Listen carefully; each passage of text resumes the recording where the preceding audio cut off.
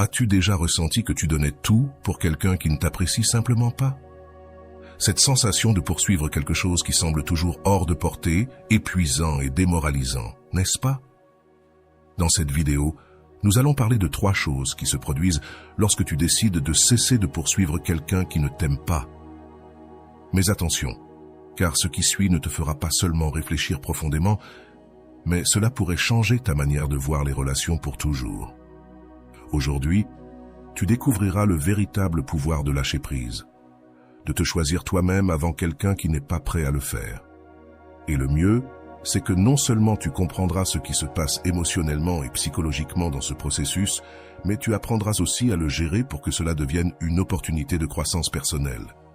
Si tu restes jusqu'à la fin, tu pourras même découvrir comment appliquer une méthode efficace pour surmonter cette étape et commencer à construire une meilleure relation avec toi-même. Maintenant, quand on parle de cesser de poursuivre quelqu'un qui ne t'aime pas, la première chose à savoir, c'est qu'il ne s'agit pas simplement de laisser partir. Non, cela va bien au-delà. Il s'agit de rediriger ton énergie et ton attention vers toi-même, vers tes objectifs, tes émotions et surtout, vers ta dignité. Parce que, même si tu ne le crois pas, arrêter de poursuivre celui ou celle qui ne t'aime pas ne te libère pas seulement, cela te transforme. Et en le faisant, des choses se produisent que tu n'avais probablement même pas imaginées. Tout d'abord, tu commenceras à récupérer ton pouvoir. Parce que chaque fois que tu poursuis quelqu'un qui ne te valorise pas, tu remets ton pouvoir émotionnel sur un plateau d'argent. Ce pouvoir que tu devrais utiliser pour construire ton estime de soi, pour préserver tes limites et pour continuer à grandir en tant que personne. Cesser de poursuivre ne signifie pas abandonner. Cela signifie prendre une décision consciente de te choisir toi. Et crois-moi, quand cela se produit, le changement est tellement radical qu'il te surprendra.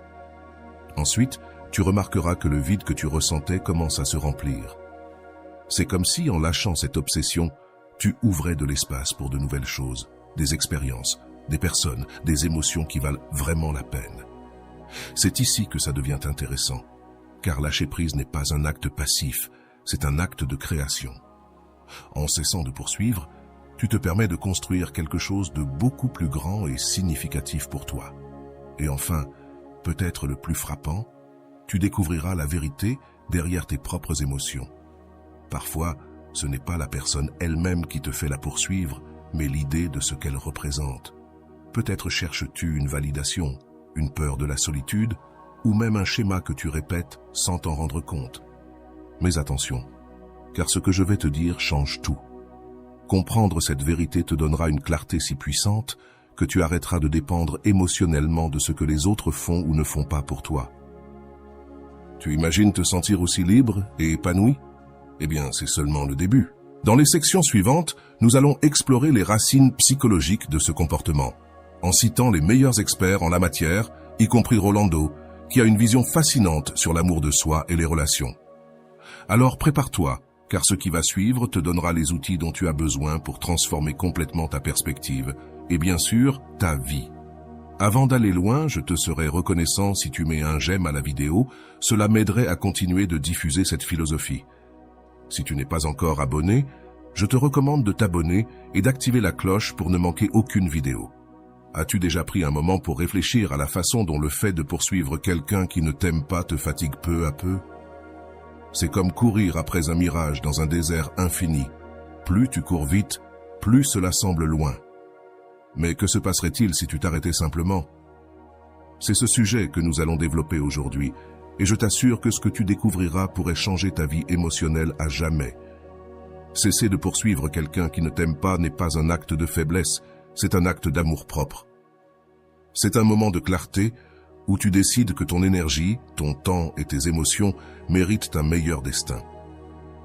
Mais que se passe-t-il réellement quand tu prends cette décision? Les réponses sont surprenantes et en même temps libératrices. Tout d'abord, il est important de reconnaître quelque chose d'essentiel. Poursuivre quelqu'un qui ne te valorise pas n'affecte pas seulement tes émotions, cela affecte aussi la façon dont tu te vois toi-même.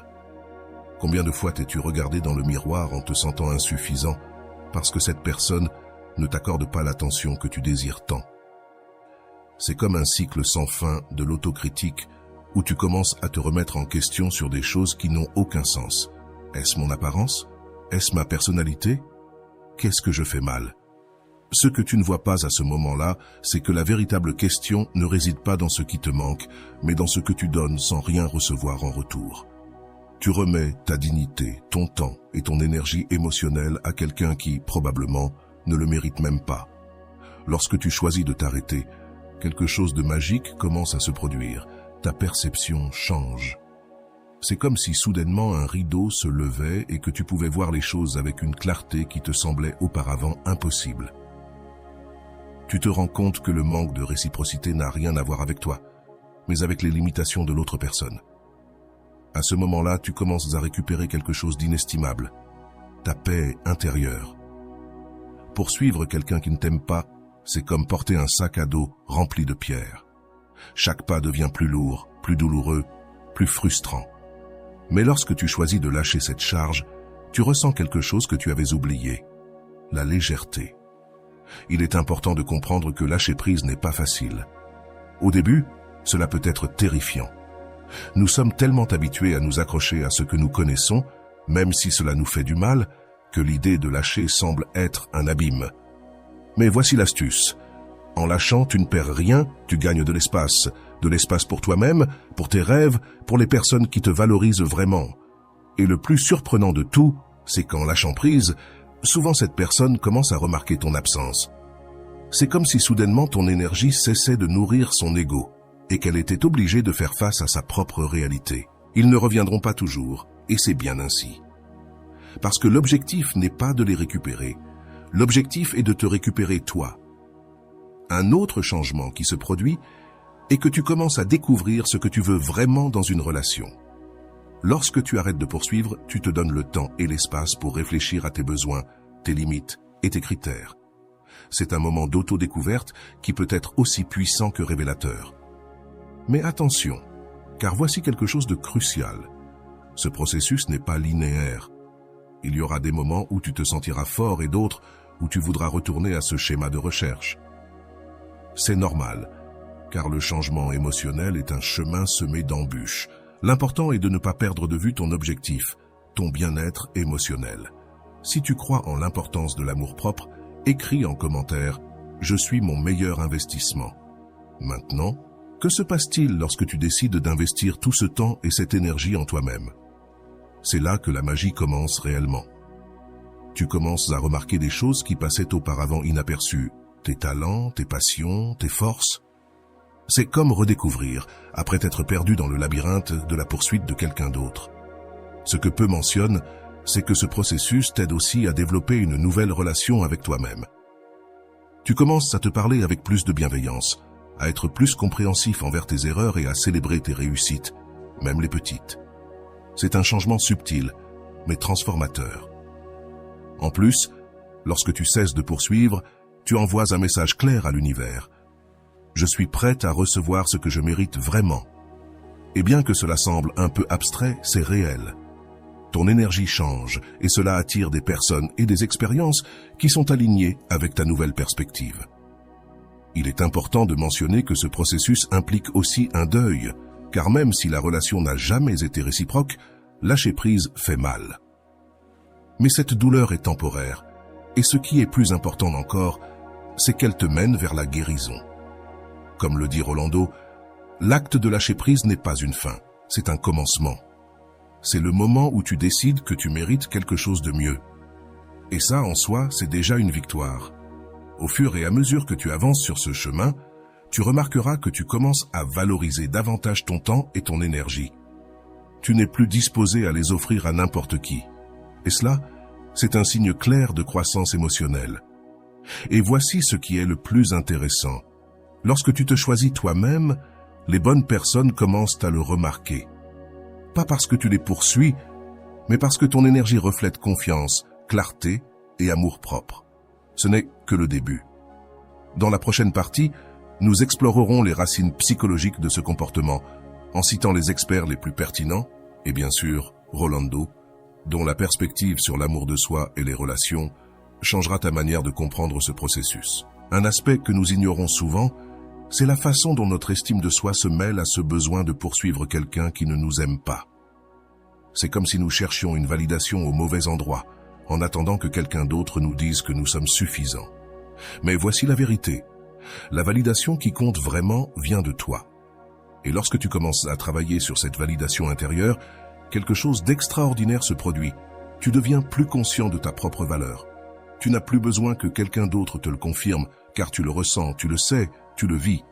C'est un changement qui ne touche pas seulement tes relations, mais toutes les sphères de ta vie. Cela ne veut pas dire que le processus sera facile. Il y aura des moments où tu te demanderas si tu as fait le bon choix, si lâcher prise en vaut vraiment la peine.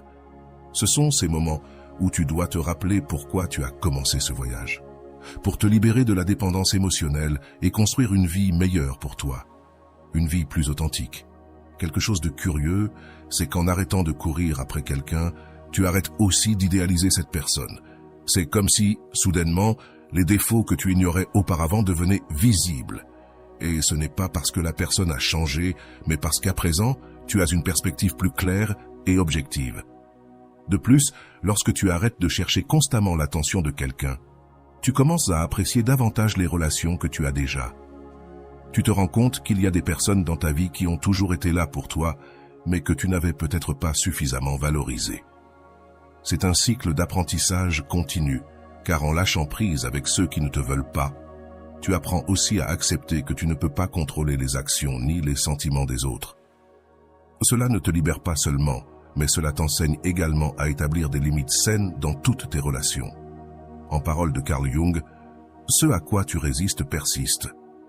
Lorsque tu cesses de résister au fait que quelqu'un ne te veut pas, lorsque tu arrêtes de tenter de changer ce qui échappe à ton contrôle, tu trouves une paix qui semblait auparavant inatteignable. Et cette paix devient la base sur laquelle tu construis une nouvelle version de toi-même. Une version qui n'a pas besoin de courir après les autres, car elle comprend que l'amour, le vrai amour, n'a jamais consisté à courir derrière quelqu'un. Un autre aspect fascinant, c'est comment ce processus peut inspirer les autres à faire de même. Quand ils te voient choisir toi-même, quand ils remarquent ta croissance et ta transformation, ils commencent à se demander s'ils pourraient eux aussi le faire.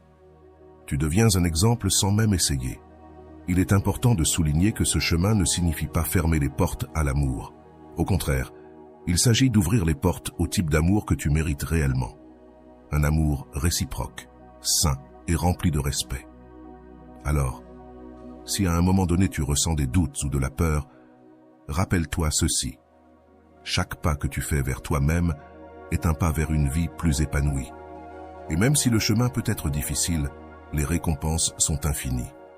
Lorsque tu décides de cesser de courir après quelqu'un qui ne te veut pas, tu prends l'une des décisions les plus transformantes pour ton bien-être émotionnel.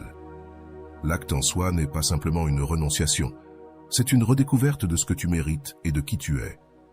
Dans cette partie, nous approfondirons ce qui se passe à l'intérieur de toi lorsque tu lâches enfin cette quête constante, ce besoin de validation extérieure qui, bien que inconscient, te maintenait prisonnier.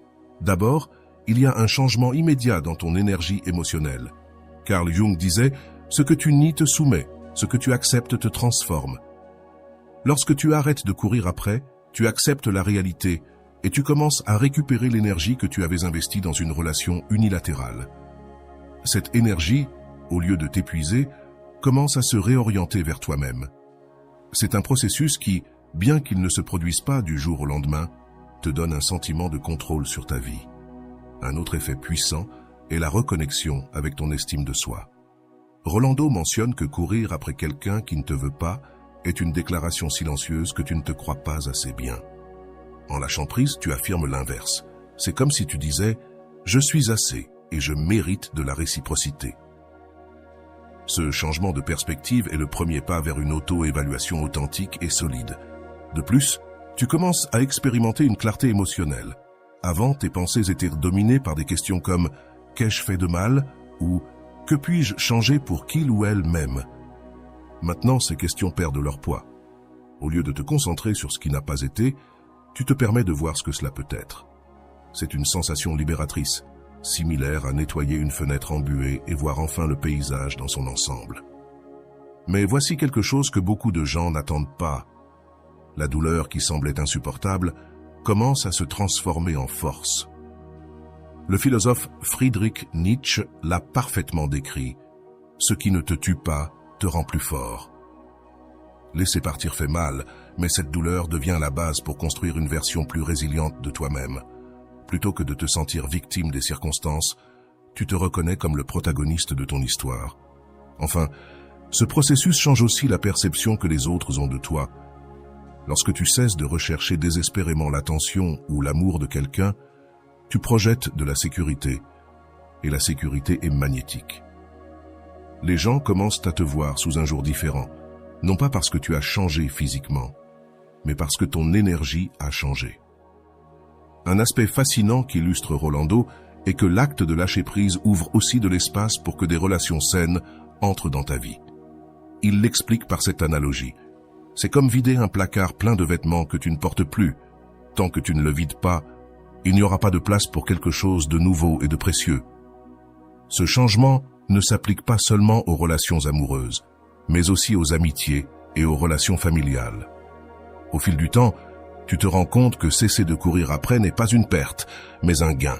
Un gain de temps pour toi-même, de paix mentale, de l'espace émotionnel pour construire quelque chose de réel. Et c'est là que beaucoup trouvent une véritable surprise. Ils découvrent que ce qu'ils cherchaient chez les autres a toujours été en eux. Bien sûr, ce chemin n'est pas sans défi. Il y aura des moments où l'ancien réflexe de courir après reviendra. C'est à ce moment-là que tu dois te rappeler les mots de Rolando. Chaque fois que tu fais un pas vers ton amour-propre, tu brises un cycle toxique qui t'a peut-être poursuivi pendant des années. Prendre cette décision fait partie du processus de croissance. De plus, il est essentiel de comprendre que l'absence de cette personne ne définit pas ta vie. Viktor Frankl, dans son ouvrage « L'homme en quête de sens », explique que même dans les circonstances les plus difficiles, nous pouvons trouver un but. Dans ce cas, le but peut être de construire une relation avec toi-même, si forte que tu n'aies pas besoin de validation extérieure pour te sentir complète. Bien que cela puisse sembler illogique, lâcher prise ne signifie pas toujours que cette personne disparaîtra à jamais. Parfois, laisser partir permet à une relation de prendre une nouvelle direction. Cependant, pour que cela se produise, tu dois être prêt à l'accepter sans attente ni condition. Un autre changement significatif se produit dans ta mentalité. Tu commences à privilégier ton bien-être émotionnel et mental sur la nécessité de t'adapter ou d'être accepté par quelqu'un. Ce n'est pas de l'égoïsme, c'est de l'auto-soin. En établissant cette limite, tu ne protèges pas seulement ton énergie, mais tu envoies aussi un message clair aux autres sur ce que tu es prêt à accepter et ce que tu ne l'es pas. C'est ici que la perspective d'Erich Fromm sur l'amour devient pertinente. Il disait que l'amour immature dit « Je te veux, c'est pourquoi je t'aime ». L'amour mature dit « Je t'aime, c'est pourquoi je te veux ». Cesser de courir après quelqu'un qui ne te veut pas est un acte d'amour mature envers toi-même. Tu reconnais que tu n'as pas besoin de cette personne pour te sentir précieux. À ce stade du processus, tu peux aussi ressentir plus de gratitude pour les relations réciproques dans ta vie, celles des personnes qui te valorisent et te soutiennent sans condition. Elles commencent à occuper une place plus importante dans ton cœur. Cela ne renforce pas seulement ces liens, mais t'aide également à développer une perspective plus équilibrée sur l'amour et les relations.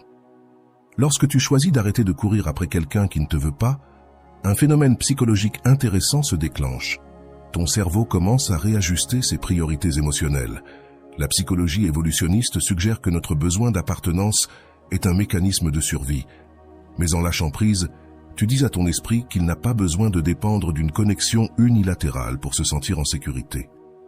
Ce changement neuropsychologique ne te libère pas seulement, mais il accroît également ta résilience.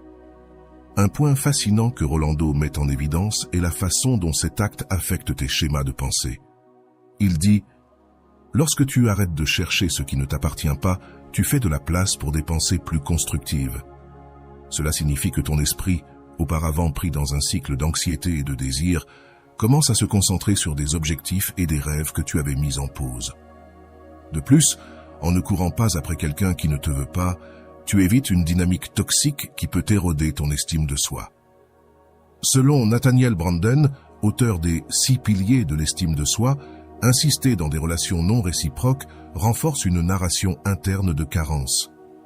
En lâchant prise, tu brises cette narration et cultives une version plus saine de toi-même.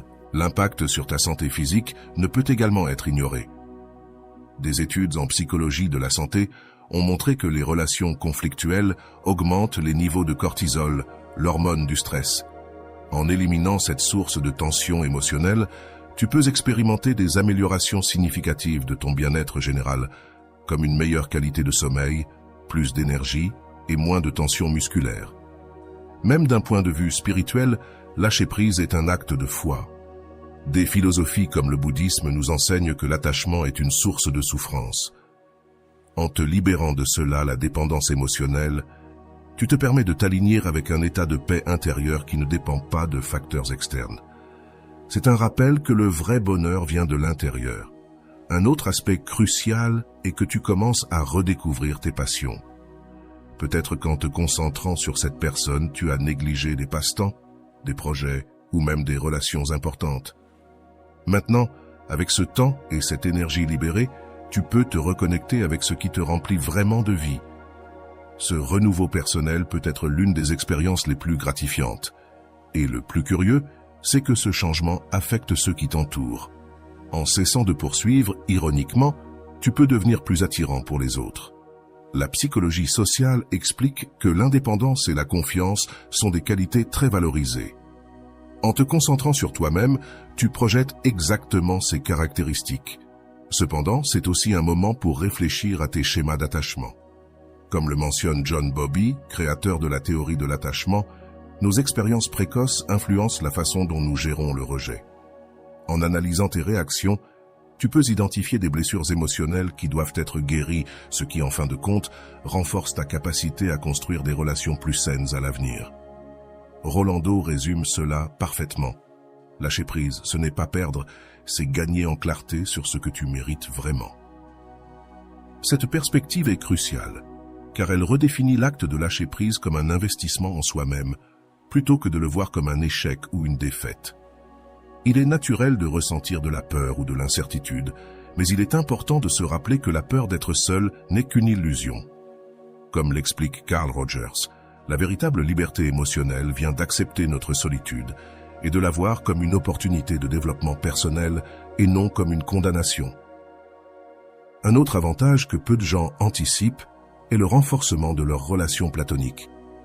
En libérant cette énergie émotionnelle, tu peux accorder plus d'attention à tes amis, ta famille, ou même construire de nouvelles amitiés. Ces connexions, basées sur le respect mutuel et la réciprocité, enrichissent ta vie de manières inattendues. En fin de compte, ce processus redéfinit aussi la façon dont tu perçois l'amour. Au lieu de le voir comme quelque chose que tu dois gagner ou poursuivre, tu commences à le comprendre comme quelque chose qui coule naturellement lorsqu'il est authentique. Cette prise de conscience transforme non seulement tes relations romantiques, mais aussi ta relation avec toi-même. Et ici, c'est là que le message le plus important de Rolando prend tout son sens. L'amour propre n'est pas un luxe, c'est une nécessité. Chaque pas que tu fais pour lâcher ce qui ne t'appartient pas est un acte d'amour propre, et cet effet domino touche tous les aspects de ta vie. Si tu te sens en accord avec ce contenu, écris « Je vaux plus que ce que j'imagine ». Sophia avait passé des années à poursuivre l'inaccessible, croyant que si elle s'efforçait juste un peu plus, elle conquérirait l'amour de Daniel, un homme dont l'indifférence était aussi constante que son sourire charmant. Chaque message qu'elle envoyait et qui restait sans réponse, chaque promesse brisée, chaque excuse, la rongeait petit à petit. Mais le plus douloureux, ce n'était pas son rejet, mais la façon dont elle-même avait commencé à se perdre dans ce processus. Elle avait perdu l'éclat de sa vie et oublié qui elle était avant cette quête interminable. Un jour, après un message ignoré, quelque chose en elle a changé. Ce ne fut ni une décision consciente, ni un acte de courage héroïque, elle se sentit simplement fatiguée. Une fatigue profonde, comme si son âme lui criait que c'était suffisant. Ce fut à ce moment-là que Sophia prit une décision qui allait transformer sa vie. Elle cesserait de poursuivre Daniel. Elle ne savait pas exactement comment faire, ni ce que cela signifierait, mais elle savait qu'elle ne pouvait pas continuer ainsi. Son premier pas fut simple, presque insignifiant. Elle cessa de regarder constamment son téléphone. Au début, la sensation de vide était insupportable. Son esprit était envahi de questions et de fantasmes, se demandant ce qu'il faisait, s'il avait remarqué son absence. Mais avec le temps, quelque chose d'étrange se produisit. Sofia découvrit qu'elle avait désormais l'espace mental pour penser à d'autres choses. Elle se souvint d'un vieux rêve qu'elle avait abandonné, apprendre à peindre. Un après-midi, presque sur un coup de tête, elle acheta une toile et des aquarelles et commença à jouer avec les couleurs, sans savoir exactement ce qu'elle faisait. Ce qui avait commencé comme une simple expérience devint vite une thérapie inattendue. À chaque coup de pinceau, Sofia commença à se retrouver. Elle peignait des émotions, des paysages qui n'existaient que dans son esprit, des moments qu'elle rêvait de vivre. Elle n'était pas la meilleure artiste, mais peu importait. Chaque tableau était un petit rappel qu'elle pouvait créer quelque chose de beau, sans avoir besoin de la validation de quiconque. Elle commença à partager ses œuvres sur les réseaux sociaux, et à sa grande surprise, elle reçut des éloges et des messages de soutien de personnes qu'elle ne connaissait même pas. Pour la première fois depuis longtemps, elle sentit que son monde s'élargissait, au lieu de se réduire. Cependant, tout ne fut pas facile. Il y eut des jours où l'envie de lui écrire à Daniel était accablante, des jours où elle doutait de sa décision et se demandait si elle n'avait pas été trop radicale. Mais dans ces moments-là, elle se rappelait une phrase qu'elle avait lue dans l'un des livres recommandés par son thérapeute: « La paix ne vient pas en s'accrochant, mais en lâchant. » Ces mots devinrent son mantra, un rappel constant que le véritable amour commence par soi-même. Peu à peu, elle commença à construire une nouvelle vie, mais ce qu'elle ne savait pas, c'est que ce voyage ne faisait que commencer. Les leçons les plus importantes étaient encore à venir. À mesure que les jours se transformaient en semaines, Sofia commença à remarquer des changements subtils autour d'elle. Elle ne vérifiait plus compulsivement ses réseaux sociaux pour voir si Daniel publiait quelque chose de nouveau, ni ne s'arrêtait dans les endroits qu'il fréquentait dans l'espoir d'une rencontre fortuite. Le plus frappant fut de se rendre compte de combien de temps et d'énergie elle avait gaspillé à essayer de s'intégrer dans un endroit où elle n'avait jamais été bienvenue. Cette révélation ne la rendit pas triste, mais lui donna un étrange sentiment de liberté. Un après-midi, alors qu'elle se promenait dans le parc, quelque chose attira son attention. Un groupe d'enfants qui riaient en faisant voler des cerfs-volants. Elle s'arrêta un moment et réalisa combien de temps elle avait passé sans profiter de quelque chose d'aussi simple et pur. Inspirée par cette scène, elle décida de faire quelque chose de différent. Ce jour-là, elle marcha jusqu'à une petite boutique, acheta un cerf-volant et rejoignit les enfants. Pour la première fois depuis des années, Sofia ressentit la légèreté de se laisser remporter par le vent, tant littéralement que émotionnellement. Ce jour marqua un tournant dans sa vie. Sofia commença à chercher des expériences qui la reconnectaient à son enfance, à cette version d'elle-même qui n'avait pas besoin de l'approbation de qui que ce soit pour être heureuse. Elle s'inscrivit à un atelier de céramique, quelque chose qui l'avait toujours attirée, mais qu'elle ne s'était jamais permise d'explorer. Elle découvrit que ses mains pouvaient modeler non seulement de l'argile, mais aussi une nouvelle vision d'elle-même et de ce qu'elle voulait devenir. Lors d'un de ses cours, elle rencontra Elena, une femme plus âgée avec une énergie contagieuse. Elena lui donna un conseil qui résonna profondément en elle. Le véritable amour ne se poursuit pas. Il se trouve sur le chemin quand tu es occupé à être toi-même. Ces paroles ne devinrent pas seulement un guide pour Sofia. Elles renforcèrent aussi sa décision de ne jamais revenir en arrière. C'était comme si l'univers lui envoyait des signes pour qu'elle continue dans cette nouvelle direction. Cependant, tout n'était pas simple. Certains jours, le passé revenait avec force, et les souvenirs de Daniel s'immisçaient dans son esprit comme un invité non désiré. Mais dans ces moments-là, Sofia apprit à accepter ses émotions, au lieu de lutter contre elles. Elle se rappela quelque chose qu'elle avait lu dans le livre de Rolando. « Accepter la douleur est le premier pas pour s'en libérer. » Cette phrase l'aidait à s'asseoir avec ses sentiments, à les comprendre et à les laisser partir, comme des feuilles emportées par le vent. Un événement inattendu se produisit lorsque Sofia décida de voyager seule pour la première fois. Elle choisit une destination qu'elle avait toujours rêvé de visiter, un petit village côtier connu pour ses magnifiques levées de soleil. Loin de sa routine et des souvenirs qui la liaient, elle se permettait de se reconnecter à son esprit aventurier. Elle marchait sur la plage au lever du soleil, ressentant la brise sur son visage et le sable entre ses doigts. Cela lui rappela de ne jamais minimiser sa valeur pour qui que ce soit, Je suis digne d'amour, et cet amour commence avec moi, écrivit-elle. Elle conserva cette lettre dans sa valise comme un souvenir tangible de son engagement envers son propre bonheur. Ce petit geste symbolique marqua le début d'un nouveau chapitre de sa vie. De retour chez elle, les choses commencèrent à s'imbriquer d'une manière qu'elle n'avait pas anticipée. Sa confiance en elle-même était désormais palpable et contagieuse. Les personnes autour d'elle commencèrent à remarquer sa transformation et à la chercher pour des conseils ou simplement pour être proche de sa nouvelle énergie. Sophia se rendit compte qu'en cessant de poursuivre, elle avait commencé à attirer ce qu'elle avait toujours recherché. En lisant un livre, un inconnu s'est approché pour parler de l'auteur. Avant, Sophia aurait ressenti de l'anxiété ou de la nervosité, mais cette fois, elle s'est permis de profiter de la conversation sans aucune attente. C'était un rappel que les connexions authentiques ne se forcent pas, elles se produisent simplement. Sophia ne construisait pas seulement une vie plus riche et épanouissante, elle apprenait aussi à s'ouvrir à de nouvelles possibilités, mais sans perdre son propre centre. Ce processus, bien que difficile, lui a enseigné que l'amour le plus durable et important serait toujours celui qu'elle construirait avec elle-même. Et bien que le chemin venait tout juste de commencer, Sophia savait qu'elle était maintenant mieux préparée à le parcourir. De retour à sa routine, Sophia se rendit compte que les petits détails avaient désormais une nouvelle signification.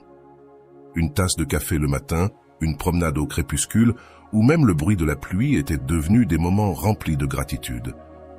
Elle avait cessé de chercher quelque chose ou quelqu'un pour combler les vides de sa vie, car peu à peu, ces vides commençaient à disparaître. Chaque pas qu'elle faisait lui rappelait que son bonheur ne dépendait de personne d'autre qu'elle-même. Un après-midi, en organisant son armoire, elle trouva une boîte de souvenirs qu'elle avait gardée pendant sa relation. Des photos, des lettres, des petits cadeaux. Chaque objet semblait un écho lointain d'un chapitre qu'elle avait refermé. Plutôt que de se sentir nostalgique, Sophia décida de donner ce dont elle n'avait plus besoin et de garder uniquement ce qui lui rappelait les leçons apprises. Ce fut un acte libérateur, une manière symbolique de dire adieu au passé. Dans son travail, les choses commencent aussi à changer. Sophia remarqua qu'elle devenait plus assertive, plus sûre d'elle pour exprimer ses idées et ses opinions. Ce changement ne passa pas inaperçu auprès de ses collègues ni de son patron, qui la considéra même pour diriger un nouveau projet. Alors qu'auparavant elle aurait douté de ses capacités, aujourd'hui elle relevait les défis avec enthousiasme, sachant que la seule limite était celle qu'elle se fixait. Une soirée, pendant un dîner entre amis, la conversation porte sur les relations passées et la manière dont chacune d'elles avait façonné leur vie. Lorsque l'on demanda à Sophia ce qu'elle pensait de Daniel, elle sourit et répondit « Il a été une partie importante de mon histoire, mais ce n'est pas la fin de mon livre. » Cette phrase résonna chez ses amis qui la félicitèrent pour sa maturité et sa perspective. À ce moment-là, Sophia comprit que son voyage ne la transformait pas seulement, mais aussi les personnes autour d'elle. L'univers semblait récompenser sa croissance. Sophia commença à recevoir des invitations pour des conférences et des ateliers sur le développement personnel, quelque chose qu'elle n'avait jamais imaginé. Lors d'un de ces événements, elle rencontra une citation de Rolando qui la marqua profondément. « Lorsque tu arrêtes de chercher à l'extérieur ce que tu as déjà à l'intérieur, tu deviens ta meilleure version. » Cette citation la poussa à réfléchir sur tout ce qu'elle avait changé et tout le chemin qu'elle avait parcouru. Un jour, elle décida d'écrire un blog pour partager son expérience. À chaque mot, Sophia revivait son processus de découverte de soi, de la douleur initiale à la satisfaction de se retrouver. Son honnêteté et sa vulnérabilité attirèrent des centaines de lecteurs qui s'identifièrent à son histoire. Très vite, son blog devint un espace de soutien pour d'autres personnes qui, comme elle, cherchaient à guérir et à grandir. Sophia commença aussi à explorer de nouvelles passions. Elle suivit des cours de photographie et s'immergea dans le monde de l'art visuel. À travers son appareil photo, elle capturait la beauté dans l'ordinaire, un sourire, une fleur en plein hiver. Ces images devinrent une métaphore de sa propre transformation. Des moments simples qui, vus sous le bon angle, étaient extraordinaires.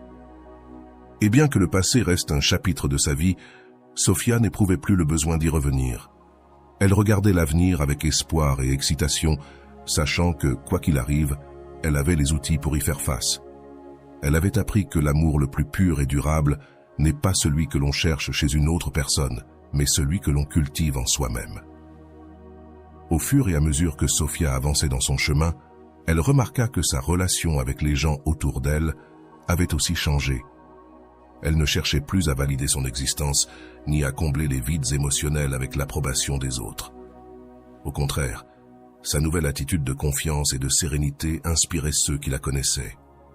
Des amis qui la voyaient autrefois comme quelqu'un d'insécurisé cherchaient maintenant ses conseils, étonnés de sa transformation. Un après-midi, alors qu'elle se promenait dans le parc, Sophia se souvint d'un exercice de réflexion qu'elle avait appris dans un des cours de Rolando. Écris une lettre à ton moi du passé, remercie-le pour sa force et promets-lui que tu prioriseras toujours ton bien-être. Lorsqu'elle rentra chez elle, elle prit papier et plume et se mit à écrire. Chaque mot était un acte de pardon et de gratitude, libérant toute trace de culpabilité ou de regret. Les jours passèrent et Sophia se rendit compte de quelque chose de crucial.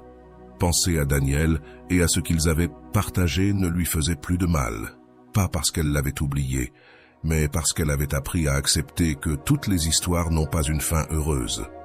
Cet apprentissage la renforça, lui donnant la liberté émotionnelle de s'ouvrir à de nouvelles opportunités sans crainte du rejet ou de l'échec. Lors d'une réunion familiale, l'une de ses cousines, qui traversait une rupture, s'approcha de Sophia en quête de soutien. Elle lui demanda comment elle avait réussi à surmonter sa propre douleur et à trouver autant de paix. Sophia, avec un sourire serein, lui répondit « Ce n'était pas facile, mais j'ai compris que l'amour de soi n'est pas quelque chose que l'on trouve du jour au lendemain. C'est une pratique quotidienne. Il faut choisir de s'aimer chaque jour, même quand c'est difficile. » Au fur et à mesure qu'elle racontait son histoire, Sophia comprit que son expérience ne l'avait pas seulement transformée, mais qu'elle avait aussi un impact sur les autres. Sa cousine, inspirée par ces mots, décida de s'inscrire à un atelier de développement personnel pour travailler sur ses propres blessures émotionnelles. Pour Sophia, ce petit acte était la preuve que son processus de guérison avait un but plus grand. Un jour, en consultant son blog, elle trouva un message d'une lectrice qui la remerciait d'avoir partagé son parcours. « Grâce à toi, j'ai eu le courage de laisser derrière moi une relation toxique qui me détruisait. Maintenant, je redécouvre qui je suis et cela n'a pas de prix. » Ces mots remplissent Sophia d'une profonde satisfaction. Savoir que son histoire pouvait aider les autres donna un nouveau sens à tout ce qu'elle avait vécu. La vie de Sophia n'était pas parfaite, mais elle n'avait plus besoin qu'elle le soit. Elle avait appris à accepter ses imperfections et à accueillir le présent avec gratitude. Chaque défi qu'elle affrontait était une occasion de grandir et de renforcer son engagement envers elle-même. Et bien qu'elle ait encore des jours difficiles, elle savait qu'elle avait les outils pour y faire face. Finalement, elle décida de s'offrir un voyage seule, quelque chose qu'elle avait toujours voulu faire, mais n'avait jamais osé. Pendant ce voyage, elle rencontra des personnes de cultures différentes et découvrit de nouvelles perspectives sur la vie. À chaque endroit qu'elle visitait, elle laissait une partie de son ancien moi derrière et embrassait avec enthousiasme la femme qu'elle devenait.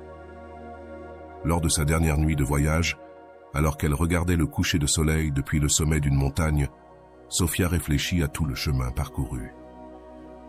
Elle avait commencé ce voyage en cherchant des réponses à l'extérieur, mais à la fin, toutes les réponses étaient en elle.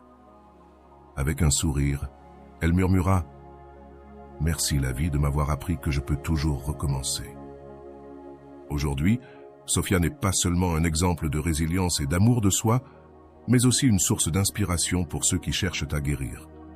Son histoire nous rappelle que, bien que le chemin vers la découverte de soi puisse être difficile, il vaut toujours la peine d'être parcouru. L'histoire de Sophia nous laisse un message puissant sur le voyage vers l'amour de soi et l'autosuffisance émotionnelle. D'un point de vue psychologique, la première chose que nous pouvons souligner est la façon dont sa dépendance émotionnelle l'a conduite à un état de vulnérabilité. Ce schéma n'est pas rare, comme l'explique Rolando Goicoechea. La dépendance survient lorsque nous donnons aux autres le contrôle de notre bonheur, oubliant que celui-ci doit naître de l'intérieur. Dans le cas de Sophia, son besoin de validation externe était le reflet d'une déconnexion avec sa propre valeur, quelque chose que nous vivons tous à un moment donné de notre vie. Mais ce qui est intéressant, c'est comment, Étape par étape, Sophia a réussi à transformer cette dépendance en une force intérieure. Ce processus est un exemple clair de ce que Carl Rogers appellerait le chemin vers l'autoréalisation.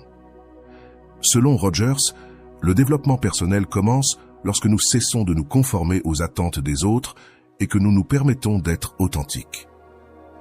Sophia a trouvé cette authenticité en priorisant ses besoins, en pratiquant le pardon envers elle-même et en redécouvrant ses passions. L'impact de la transformation de Sophia allait au-delà de ses actions visibles.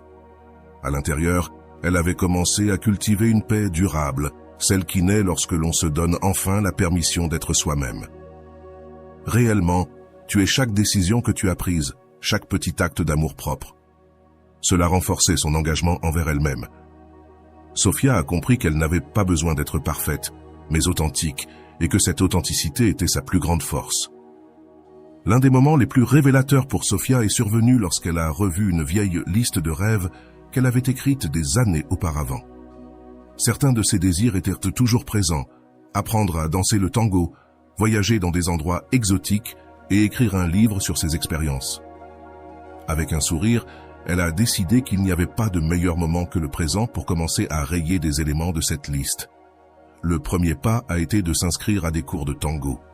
L'expérience a été libératrice. À chaque pas et chaque rotation, Sophia a senti comment son corps et son esprit s'alignaient, laissant derrière elle le poids du passé. La danse ne lui a pas seulement enseigné la discipline et la confiance, elle lui a également montré la beauté de se connecter au moment présent. Peu après, Sophia a commencé à planifier son prochain voyage, inspirée par son évolution personnelle. Elle a choisi une destination qui reflétait sa nouvelle perspective, l'Islande, connue pour sa nature imposante et sa connexion avec la tranquillité. Là-bas, entourée de paysages majestueux, elle a ressenti comment chaque respiration la rapprochait davantage de son essence. En regardant l'aurore boréale, elle a murmuré silencieusement « Merci pour cette nouvelle opportunité ». Pendant son séjour, elle a rencontré des personnes de diverses parties du monde. Lors d'une conversation autour du feu avec un groupe de voyageurs, Sophia a partagé son histoire. Ces mots ont profondément résonné chez les autres, qui se sont sentis inspirés par son courage. Certains lui ont demandé des conseils, tandis que d'autres l'ont simplement remercié pour son authenticité. Ce fut un moment de connexion authentique qu'il a réaffirmé dans son chemin. À son retour de voyage, Sophia a décidé de réaliser un autre de ses rêves, écrire. Elle s'est assise devant son ordinateur et a commencé à documenter son processus de transformation depuis la douleur initiale jusqu'à la paix qu'elle ressentait désormais. Chaque mot qu'elle écrivait était une libération, une manière d'organiser ses émotions et de partager son apprentissage avec le monde. Le blog de Sophia a commencé à gagner en popularité. Des personnes de différents coins du monde commentaient ses publications, la remerciant d'avoir mis en mots des émotions qu'elle ne pouvait elle-même exprimer. Elle a réalisé qu'en partageant son histoire, elle ne se guérissait pas seulement elle-même, mais elle aidait également les autres à trouver leur propre chemin. Maintenant, arrêtons-nous un instant et réfléchissons. Combien de fois as-tu aussi priorisé le bien-être des autres plutôt que le tien? Combien de fois as-tu ressenti que, pour être aimé, tu devais te transformer en quelque chose que tu n'es pas? Ces questions ne cherchent pas à te juger, mais à t'inviter à regarder en toi et à trouver les réponses qui pourraient transformer ta vie. Rolando propose quelque chose de fascinant dans son cours de 30 jours d'amour-propre. La clé n'est pas de changer pour plaire, mais de découvrir ton essence et de l'accepter complètement. Cette approche est un guide pratique pour ceux qui, comme Sophia, souhaitent cesser de chercher l'approbation extérieure et commencer à construire une relation avec eux-mêmes. T'imagines-tu comment ta vie changerait si chaque jour tu te choisissais toi-même, sans peur ni remords? Pense à cela un instant. Que se passerait-il si tu arrêtais d'attendre que les autres remplissent tes vides émotionnels? Quelles nouvelles opportunités pourrais-tu découvrir si tu canalisais toute cette énergie à construire une version plus forte et plus sûre de toi-même? Ce sont des réflexions essentielles qui nous donnent du pouvoir et nous rendent le contrôle de notre propre récit. Je veux que tu te poses ces questions inspirées de la sagesse de la méthode socratique pour approfondir ce que tu viens d'entendre. Quelle croyance as-tu sur l'amour-propre et comment affecte-t-elle tes relations? Qu'est-ce qui t'empêche, en ce moment, de prioriser toi-même? Quel petit changement pourrais-tu faire aujourd'hui pour te rapprocher de ta meilleure version? Et maintenant, je veux en savoir de toi. Quelle leçon tires-tu de cette histoire? As-tu vécu quelque chose de similaire ou connais-tu quelqu'un qui pourrait bénéficier de ce contenu? Si ce message t'inspire, écris dans les commentaires « Lâcher prise est ma force ». Laisse-moi tes commentaires ici en bas. Ensemble, nous pouvons continuer à apprendre et à grandir. Merci d'être ici. La transformation commence par une décision. Ce n'est pas facile. Cela ne se fait pas du jour au lendemain. Mais tout changement significatif commence par un moment d'honnêteté brutale avec soi-même, lorsqu'on se demande « Suis-je fidèle à ce que je suis vraiment? Est-ce que je vis une vie qui honore mes valeurs, mes rêves et ma paix intérieure ?» Tu fais le premier pas vers une vie plus authentique. Rolando résume cela avec clarté. On ne peut pas construire une vie pleine depuis l'auto-tromperie. La vérité, bien que inconfortable, est le terreau fertile où fleurissent les meilleures versions de toi. Pensons à ce que signifie lâcher prise. Pour beaucoup, lâcher prise peut sembler synonyme de perdre, mais en réalité, c'est un acte de libération. Quand tu lâches prise, tu ne laisses pas partir quelque chose de précieux, tu laisses partir ce qui te pèse, ce qui limite ta croissance et ce qui draine ton énergie. Lâcher prise, c'est en essence récupérer de l'espace pour ce qui importe vraiment. Quelles charges émotionnelles portes-tu encore qui ne te concernent plus? Quelles relations, croyances ou peurs es-tu prêt à libérer aujourd'hui pour avancer plus léger vers ton avenir? La dépendance émotionnelle est un phénomène courant, mais rarement discuté en profondeur. C'est cette voix intérieure qui te dit que tu as besoin de la validation de quelqu'un d'autre pour te sentir complet, que sans cette relation ou cette approbation, tu n'es pas suffisant. Mais voici la vérité. Personne ne peut combler un vide que toi-même tu n'es pas prêt à aborder. Comme le dit Rolando, l'amour que tu cherches à l'extérieur est le même amour que tu dois te donner à toi-même. Tant que tu ne comprends pas cela, tu auras toujours l'impression qu'il manque quelque chose. Réfléchis un instant. Comment serait ta vie si tu cessais d'avoir besoin de l'approbation extérieure? Imagine te réveiller chaque matin en te sentant déjà suffisant, sans avoir besoin de prouver quoi que ce soit à personne, parce que ta valeur ne dépend pas de ce que les autres pensent de toi. C'est la liberté qui vient avec l'amour propre. C'est la transformation que Sophia a vécue et que toi aussi tu peux expérimenter. L'une des clés pour renforcer ton amour-propre est d'identifier les croyances limitantes qui t'ont accompagné pendant des années. Souvent, ces croyances sont le résultat d'expériences passées ou de messages que nous avons internalisés de notre environnement. T'a-t-on déjà dit que pour être aimé, tu devais changer, être plus ou moins de quelque chose? Ces idées, bien qu'ancrées, ne sont pas des vérités absolues. Tu as le pouvoir de réécrire ton récit. Imagine ce que tu pourrais accomplir si, au lieu de penser « je ne suis pas assez », tu commençais à te dire « je suis digne d'amour et de respect tel que je suis ». Ce changement n'affecte pas seulement la façon dont tu te perçois, mais aussi la manière dont les autres te perçoivent et te traitent. Lorsque tu commences à te prioriser, quelque chose de magique se produit. Les personnes et les opportunités qui ne sont pas alignées avec ta valeur commencent à disparaître, tandis que celles qui apportent réellement à ta vie deviennent plus visibles. C'est un processus naturel, presque comme si l'univers répondait à ta décision de te choisir. As-tu remarqué comment, lorsque tu te sens bien avec toi-même, tout semble couler plus facilement? Ce n'est pas une coïncidence, c'est le résultat de ton énergie et de ton focus. Dans l'histoire de Sophia, nous voyons comment sa décision de lâcher prise l'a amenée à redécouvrir ses passions et à se reconnecter avec son essence. Ce processus a non seulement amélioré sa relation avec elle-même, mais aussi avec les personnes qui l'entourent. Amis et familles ont commencé à la voir différemment, non pas parce que Sophia avait changé pour eux, mais parce que sa nouvelle confiance et authenticité étaient indéniables.